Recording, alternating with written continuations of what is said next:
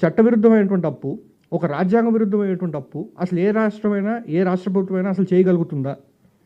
ఇప్పుడు రాష్ట్ర ప్రభుత్వం అనేటువంటిది ఏదో ఒక మార్వాడి కొట్టుకెళ్ళి వచ్చిన గోల్స్ తాకట్టు పెట్టి డబ్బులు తీసుకునేటువంటి పరిస్థితి కాదు. వారు కనుక అప్పులు చేయాల్సి వస్తే ఆర్బీఐ రూట్ ద్వారా బాండ్స్ ఇష్యూ చేయాల్సి వస్తుంది.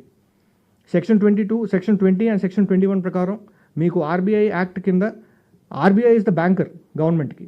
అండ్ డెట్ మేనేజ్మెంట్ కూడా ఏ రాష్ట్రం అయితే సెక్షన్ 21A కింద ఆర్బీఐతో సైన్ చేస్తారో అన్ని రాష్ట్రాలు కూడా సైన్ చేస్తారు. సో డెట్ మేనేజ్మెంట్ చేసేది కూడా ఆర్బీఐ. సో మనం ఏదో ఈరోజు కావాలనుకుని మనం అప్పులు చేసేయగలుగుతున్నాం అనేటువంటిది కుదరనటువంటి పరిస్థితి. ప్లస్ ఇంకోటి, రాజ్యాంగం ప్రకారం ఆర్టికల్ 293 కింద కేంద్ర ప్రభుత్వం విధించినటువంటి పరిమితులకు లోబడే ఏ రాష్ట్రం అప్పు చేయగలుగుతుంది. అండ్ కేంద్ర ప్రభుత్వం పరిమితుల్లోకి లోబడి అప్పు చేస్తేనే ఆర్బీఐ కూడా బాండ్స్ ఇష్యూ చేయడానికి పర్మిట్ చేస్తుంది తప్ప ఒక అధికారం లేకుండా ఒక అనధికారికంగా అప్పు చేయడం అనేటువంటిది అసలు it is something which is an impossibility. అనధికారికంగా అప్పు